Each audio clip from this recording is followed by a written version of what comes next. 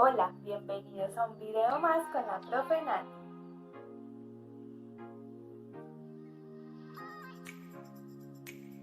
¡Hola! ¡Ya llegué!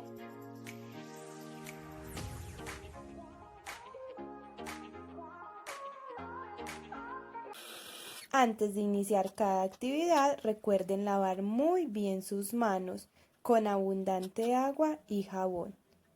Hola amarillos, bienvenidos a un video más con la profe Nati. El día de hoy vamos a hacer un parque de diversión. ¡Sí!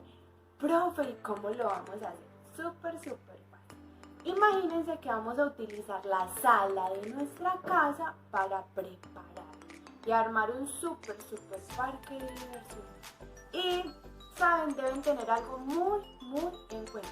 Primero, lavarse muy bien las manos. Segundo, desinfectar súper bien el espacio para que cuando nuestros bebés estén jugando ahí no vayan a tener ningún riesgo. Y tercero, vamos a utilizar diferentes herramientas como lo son cobijas, cojines, los muebles de la sala y lo que se necesita. ¿Están preparados? La profe les va a mostrar un ejemplo de cómo lo pueden elaborar en la casa. Hola, para iniciar la profe va a hacer un tipo de escaleras para poder entrar a nuestro parque de diversiones.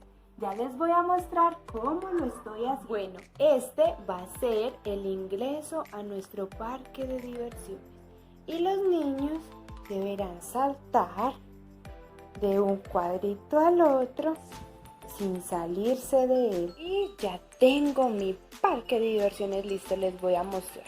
Por aquí los niños van a saltar, van a tener que pasar de un cojín al otro sin caerse, subir a un mueble y aquí está la parte mucho más divertida. Los niños tienen que pasar por debajo y ahí vamos a estar trabajando toda su motricidad gruesa. La profe les va a mostrar cómo se hace. ¿Están preparados?